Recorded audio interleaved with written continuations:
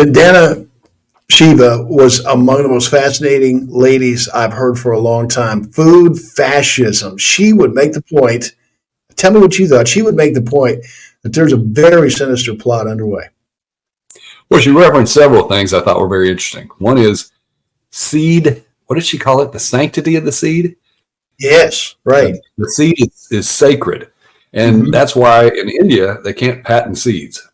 In America, we patent seeds. So I've got a cousin that works for a company that genetically modifies seeds. And once they do that, so now that you can spray Roundup on it and it doesn't kill it, then they patent that seed. So you can't, harvest your crop, take those seeds and replant them because that's a patented seed. You've got to buy your seeds the next year, not use the seeds that you grew from this year.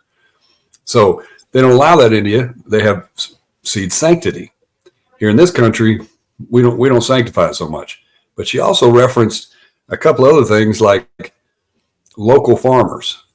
She mentioned that where she grew up, there was a lot of local farmers. They grew food that was more natural and that kind of thing, and all of that's changed. And I can remember that myself growing up. We used to walk beans. We used to do things to basically hoe the crop from all the weeds that would come up. Now they don't have weeds because they just spray Roundup through the fields, right? Yeah. Either way, the current system requires fewer laborers, so a lot fewer farmers.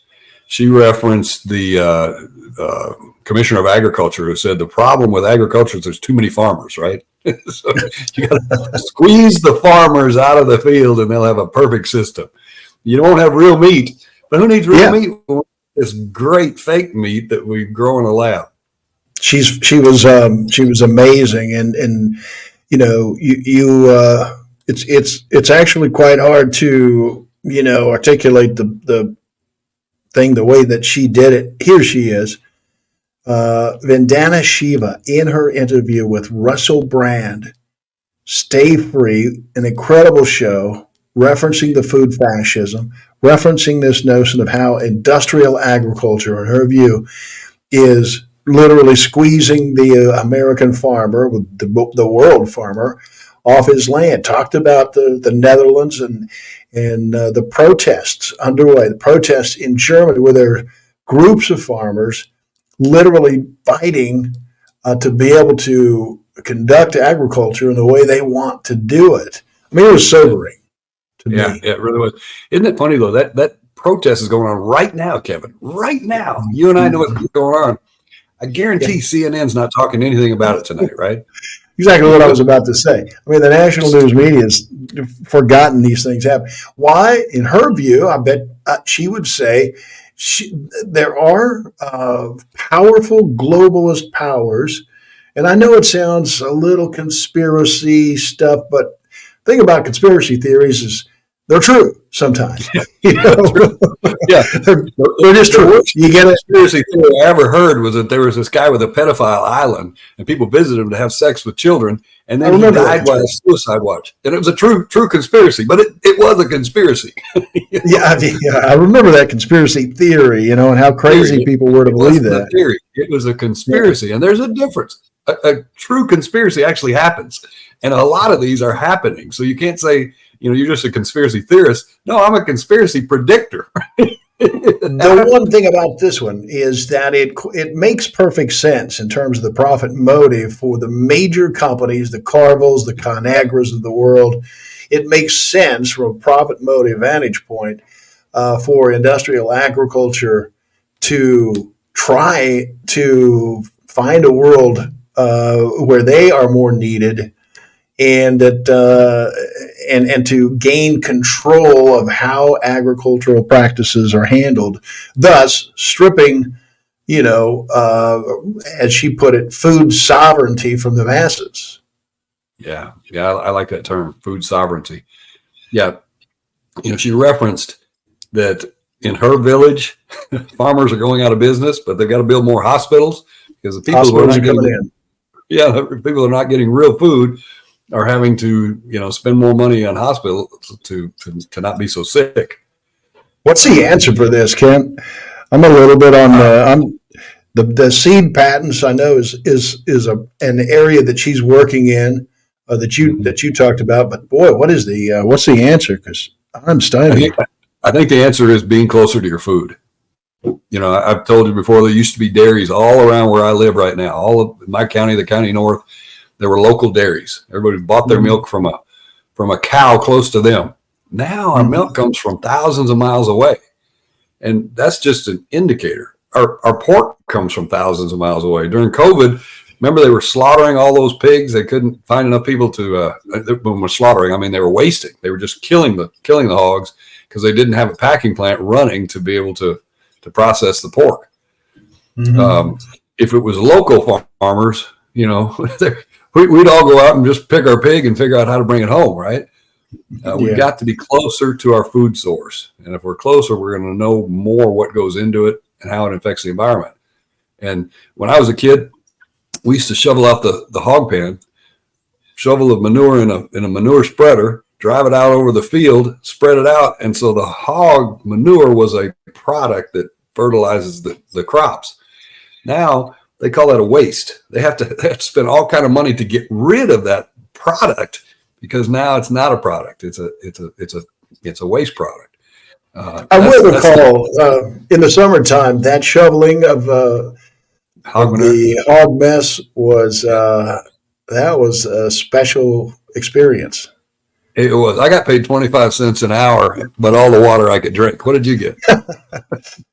Yeah, because you died otherwise if you didn't drink a lot of water. You better drink a lot of water, and the smell stayed with you for weeks. It really just sort of clung to you. Yeah, it did. He says save the soil, and there's a major effort underway to save the soil, and to, it's extraordinary that we would be in a position. You and I often talk about saving the environment, saving the planet, and it's kind of ironic that we're talking about food sovereignty and just the ability going forward to have a steady supply of good food when there's so much talk about the other. Yeah, you can't have good food without good environment for the seed that creates the good food. And then you got. And if we're all dead, it doesn't matter. It just it looks like they would prefer that, doesn't it? Yeah, exactly. And part of the hammer that is used by the elites, if Vendana Shiva is to be believed, is this notion of nationalism and whether there's a racism behind any attempts to take on big ag. There's a fundamental racism at play, or there's a fundamental inability to understand what's best for us. Yeah, if you say nationalism, you and I grew up when nationalism wasn't a negative term. Now they say patriotism, and to me they mean the same thing. But the news media kept saying whenever Trump said nationalism, it was racism. Okay, and why was that? Patriotism is not racism. Nationalism is. What's the difference? Support of your country, and I don't see the difference. But I guess nationalism, to a certain extent, says I want this country to prosper, above other countries. Patriotism says much the same thing, maybe in a slightly different way or lesser of a way. I don't know. But it's sure semantics. But patriotism is going to be attacked too. So I guess the end result's the same. In fact, I think if you put patriot in your name, you probably get an FBI investigation, right? Or maybe at least a community standards ding here and there. Huh? Yeah, that's right. You said patriotism. One of those things. So is nationalism. Yeah, it certainly is a matter of great concern. This question of food fascism. And something that may not be on the radar when these things happen and these protests are happening right now as we speak, and they don't show up on the national news media radar. Somebody has to say it. Yeah, right. We got to say it, but you also have to wonder. I mean, the coincidence of it's going on in the Netherlands, it's going on in Ireland, it's going on in Germany, in Argentina. They voted out the people that were trying to limit the farmers. And he's bringing agriculture back. You can't say that there's not a concerted effort to minimize the number of farmers. And then again, you can't come up with a way that's not sinister as to why they want to do it. I can't Seems come obvious. up with a reason. Yeah, seems obvious. Me either. But I'm just a dummy. Yeah, we're both dummies. We're dose dummies from Texas. But I got even dumber in 24. I'm not sure how that was possible. I'm not sure I could have gotten any dumber. Great to talk with you, sir. Always good to talk to you. Thank you for your time.